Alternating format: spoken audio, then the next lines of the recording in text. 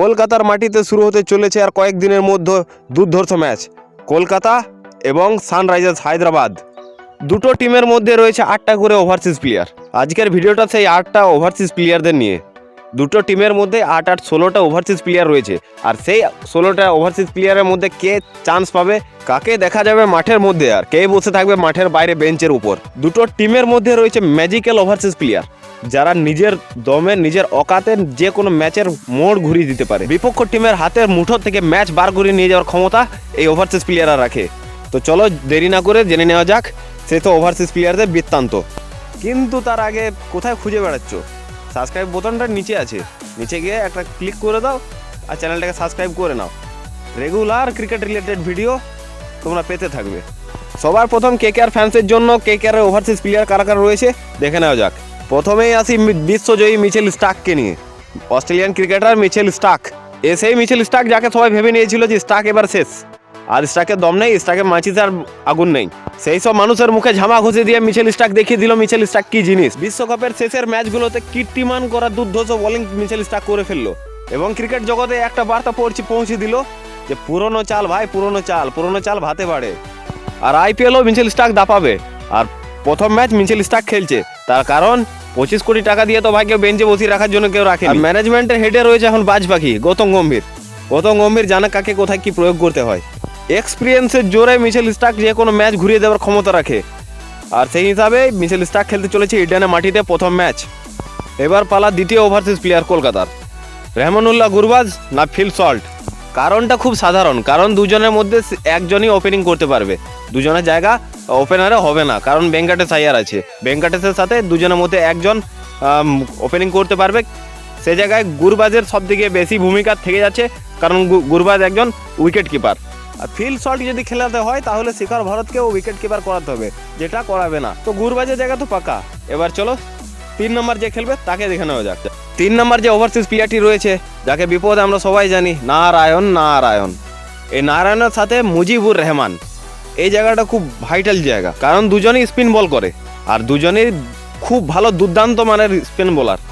কিন্তু নারায়ণের অ্যাডভান্টেজ এই জন্য একটু বেশি আর মুজিবের এই জন্য একটু কম, কারণ নারায়ণের সাথে কলকাতার একটা ইমোশন জড়িয়ে আছে, আর নারায়ণের ইকোনমিক্যালি নারায়ণ সব জায়গাতে কম।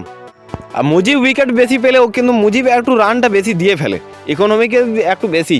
নারায়ণ সে জায়গাতে একটু নিজের অ্যাডভান্টেজ বেশি থেকে যাচ্ছে, প্লাস নারায়ণ ব্যাটিং করে নিতে পারে, যেটা মুজিব অতটা ভালো পারে না। আর নারায়ণকে আইপিএলে এমনিতেই যে কোনো ব্যাটসম্যান ভয় খায়, জানে একটু এধার ওধার হলে ভর দিতে পারে। 3 নম্বর হিসাবে তো নারায়ণই খেলবে, এটা পাক্কা, মুজিবকে বাইরেই বসতে হবে।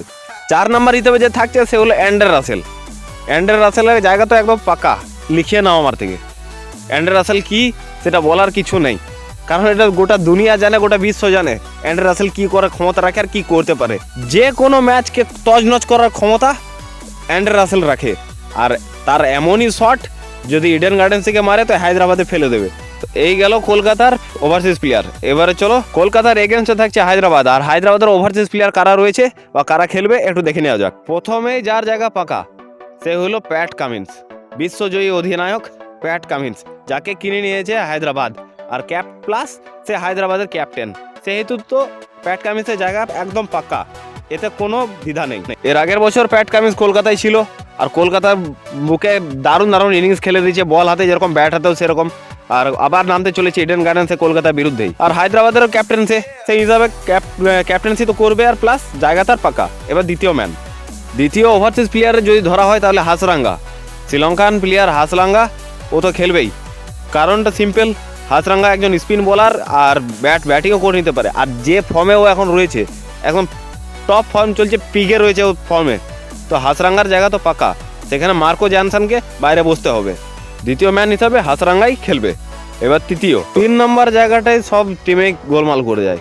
3 নম্বর হিসাবে থাকছে হেনরি ক্লাসেন, কারণ তার ফর্ম ওয়ার্ল্ড কাপ থেকে দুর্দান্ত ফর্মে হেনরি ক্লাসেন রয়েছে, এবং হেনরি ক্লাসেনের সঙ্গে গ্লেন ফিলিপস, এই দুজনের মধ্যে কম্পারিজন যদি করা যায় তাহলে ফিলিপসের থেকে ক্লাসেন অনেক এগিয়ে, কারণ তার দুর্দান্ত ফর্মে তিনি রয়েছেন।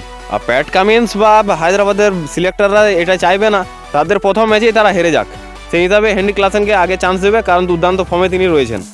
শেষে 4 নম্বরটি যে থাকছে সে হলো এডেন মার্কারাম এই যে কারণ আগের বছর সে আইপিএলে ক্যাপ্টেনশিপ করেছে, প্লাস এই বছর তার দুর্ধর্ষ ফর্ম।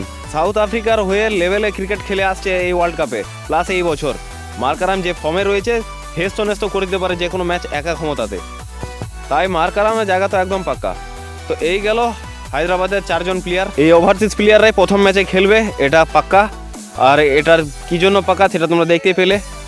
আর ভিডিও যদি ভালো লাগে তাহলে একটা লাইক করো, একটা সাবস্ক্রাইব করো, আর যুক্ত থাকো এই চ্যানেলের সাথে। রেগুলার ক্রিকেট রিলেটেড আপলোড পেতেই থাকবে। Thank you.